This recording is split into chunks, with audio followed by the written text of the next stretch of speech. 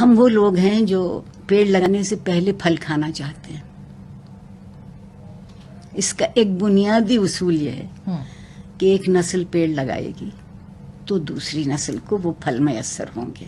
ہمیں اس انتظار کی عادت ہی اس برداشت کی عادت تو الگ رہی، خیال نہیں ہے.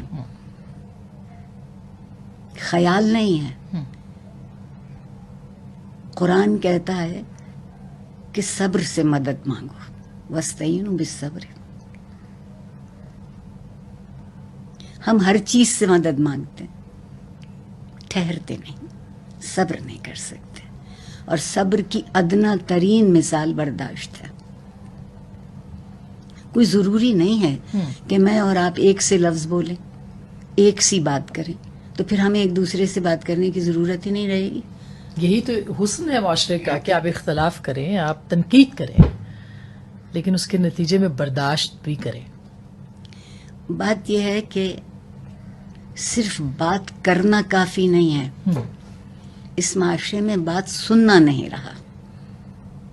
آپ کے کہنے سے پہلے جواب ملنے لگتا ہے. تو جو بات سنتا نہیں ہے وہ بات کہے گا کیا؟ میں اگر یہ نہ سمجھوں کہ آپ نے مجھ سے کیا پوچھا ہے تو پھر میرے جواب ایسے ہی ہوں گے جو کہیں کے بھی ہو سکتے ہیں. ہم نے، میرے خیال میں ایک بہت ہی بے علم سا آدمی ہوں، اپنے آپ کو چھپانے کے لیے کبھی کبھی کم علم کہہ دیتی ہوں. ہم نے یہ سوچا ہے کہ ہم زندگی کو املا لکھاتے ہیں. نہیں، معاف کر دیجئے حضور، زندگی املا لکھتی نہیں ہے، لکھواتی ہے. اور بڑے جلی حرفوں میں جب لکھوانے لگے تو آپ کو ضرورت ہے کہ ہوش کی آنکھیں کھول کے بیٹھیں. صرف شدت جذبات سے زندگی نہیں گزرتی. درست بات. تو ذمہ دار کون ہے؟ سب، ہم میں سے سب. بات گہری ہو جائے گی، اجازت دیجیے. ہم سب اس لیے ہیں، کچھ اپنی خاموشی کے گناہ گار ہیں، کچھ اپنی گفتار کے گناہ گار ہیں، کیونکہ نتیجہ دونوں کا ایک ہی ہے. نہ جو بہت بول رہا ہے وہ کہیں پہنچتا ہے، اور جو خاموش ہے وہ تو جم گیا ایک جگہ پر. اس کی خاموشی کی سینکڑوں باتیں ہو سکتی ہیں، جبر ہو سکتا ہے، وہ جبر اسے نہ بولنے دے. خاموشی کی وجہ یہ بھی ہو سکتی ہے کہ آپ ایک بہت معمولی بات کہیں اور وہ آپ کے لیے ایک امتحان بن جائے.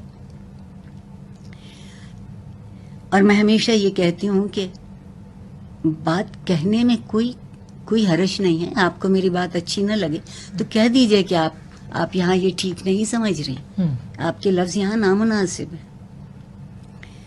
بولنے کے شوق میں جو چیز سب سے پہلے بے آبرو ہوتی ہے وہ زبان ہوتی ہے. بے شک.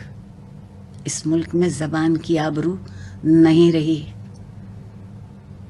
مجھے کہنے دیجئے کہ جو حرم نبوی میں زبان بولی گئی اور پھر جو اس کو پناہ میں رکھنے کے لیے جو دلیلیں دی جا رہی ہیں، اس سے تو خاموشی بہتر تھی.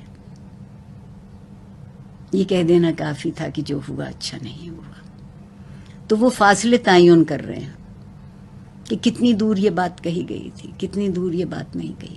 یہ جواز تو وہ ڈھونڈتا ہے جس کی دلیل کمزور ہوتی ہے. جس کی دلیل مضبوط ہے اسے جواز کی ضرورت ہی نہیں.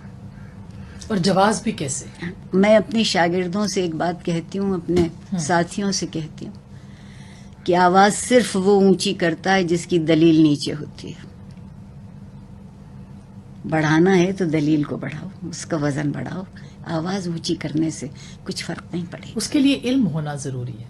تعلیم شاید کچھ نہ علم سے زیادہ شعور ہے. آپ دیکھیے کہ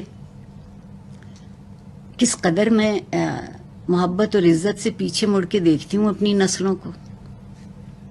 وہ سارے کے سارے عالم فاضل لوگ نہیں تھے، مگر وہ سارے کے سارے لوگ شاکر لوگ تھے. واہ، شکر کرنے والے تھے. جسے روکھی روٹی ملتی تھی وہ بھی شکر میں تھا، جو شیرمال کھاتا تھا وہ بھی شکر میں تھا. شکر گزاری ہے وہ آپ کو فرعون ہونے سے بچاتی ہے. بالکل بالکل، کیا بات کہی آپ نے. ایک جملہ نہیں، ضرور اس میں ایڈ کر دوں کہ میرے والد کہا کرتے تھے اگر آپ اچھا انسان بننا چاہتے ہیں تو شکریہ بہت کہیے. تو آپ کی اس بات سے مجھے یاد آیا کہ یہ تو